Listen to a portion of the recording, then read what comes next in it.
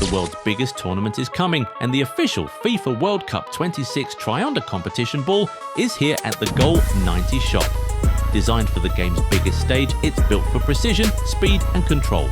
Right now, you can make it yours with 30% off plus free shipping.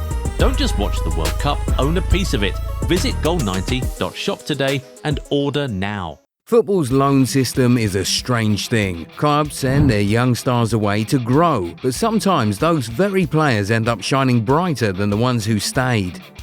While their parent teams struggle, these loanees quietly build momentum elsewhere. Begin with Reiss Nelson. 2 months after completing his loan move, Nelson finally made his first Premier League appearance for Brentford, and it was worth the wait. Coming off the bench against Crystal Palace, the Arsenal loanee showed flashes of the same confidence that once made him one of Hale End's brightest stars. Earlier that week, he'd already scored and assisted in the League Cup. Even with just 106 minutes across 4 games, his calm touch, tight dribbling and clever positioning stood out. Meanwhile, back at Arsenal, Mikel Arteta faces a familiar headache, managing Bukayo Saka's workload in the absence of Noni Madueke. Nelson understands the system, knows the press, and fits the rhythm of Arsenal's play. If the Gunners want to stay competitive across all fronts without burning Saka out again, this might be the moment to bring Reiss Nelson home. Moving on to Harvey Elliott, a player whose loan at Aston Villa hasn't gone as planned. Sent on loan with a £35 million option to buy, the 22-year-old has struggled for minutes. Elliott has featured in 7 matches, but has only played 174 minutes in total, starting just once in the league and scoring once in the EFL Cup. Despite his sharp technique and smart movement, Elliott hasn't had the consistency needed to settle in truly. It's a frustrating situation for a player of his talent. Back at Liverpool, the midfield rotation has been relentless. With Szoboszlai and Curtis Jones both managing fitness, Klopp's side could use a creative spark who already knows their system. Elliott's vision, link-up play and work rate are tailor-made for Liverpool's intensity. There's even a recall clause if Villa doesn't meet his appearance targets, and it might be time to use it. For Liverpool, bringing Elliott back wouldn't just strengthen the midfield, it could reignite their rhythm. Now, let's talk about Facundo Buonanotte. The 20-year-old Argentine turned down other offers to join Chelsea on loan, aiming to prove himself at a top 6 club, but opportunities have been limited. He's made just 6 appearances across all competitions and only 1 Premier League start, though he did find the net in the Carabao Cup. For a player valued at around €20 million and already capped by Argentina, it's a disappointing return. Buonanotte's sharp vision, clever passing and fluid attacking movement would have been a perfect fit for Brighton's possession-based style. At Chelsea, however, he struggled to find rhythm amid constant tactical changes and rotation. Brighton, however, have been missing a bit of that creative edge they once had. Buonanotte's passing, awareness and movement would fit seamlessly back into their setup.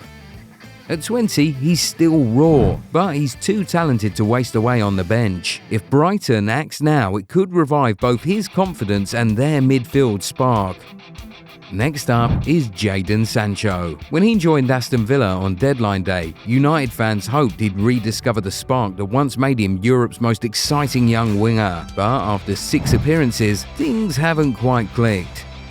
The 25-year-old is still waiting for his first goal or assist and has yet to start a Premier League match, with most of his minutes coming from brief cameos off the bench. In Villa's 1-0 win over Manchester City, Sancho was taken off shortly after coming on, a moment that showed his growing frustration.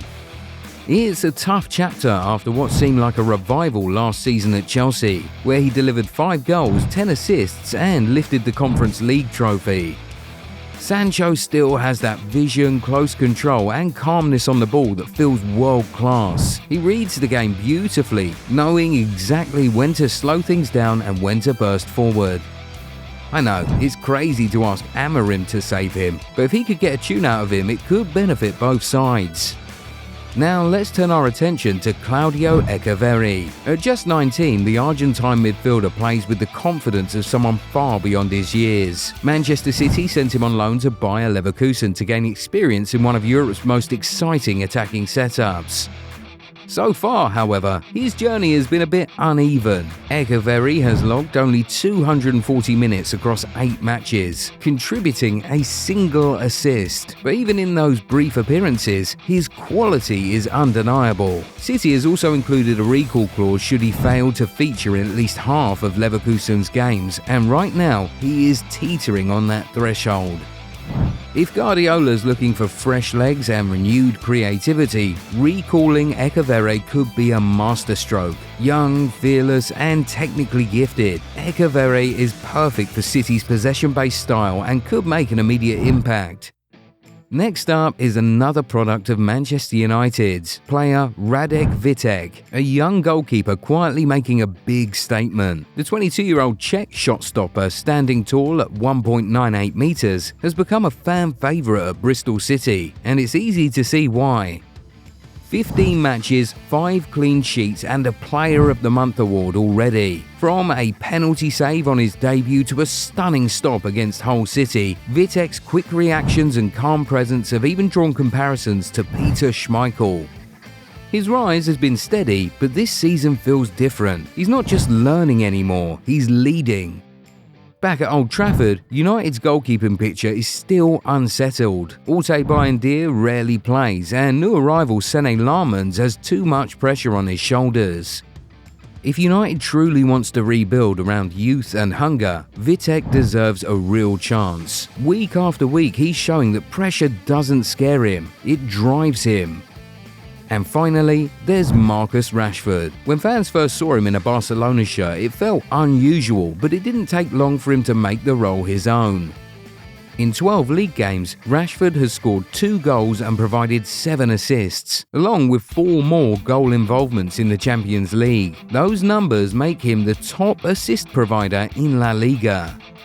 His best moment came against Celta Vigo when 2 perfect crosses to Robert Lewandowski sealed a 3-2 win and confirmed Rashford's role as Barcelona's new creative spark. His pace, intelligence and selfless passing have blended perfectly with Barca's smooth attacking football.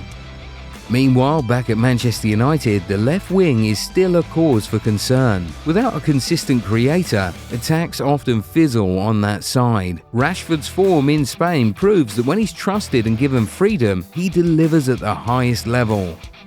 If Manchester United want to reignite their attack, the solution is clear. Recall Marcus Rashford and let him do what he does best: create, score and lead from the wing. Football is full of irony. Clubs spend millions looking for players they already have. Meanwhile, these stars shine elsewhere, and their parent clubs keep struggling with the problems their return could solve. In today's game, the smartest signings aren't always new ones. Sometimes it's about bringing your own players back home. So what do you think? Which of these players should be brought back to their club? Let me know in the comments below. And if you enjoyed the video, smash that like button. Consider subscribing if you haven't already and turn on the notification bell so you don't miss out on more amazing videos like this one.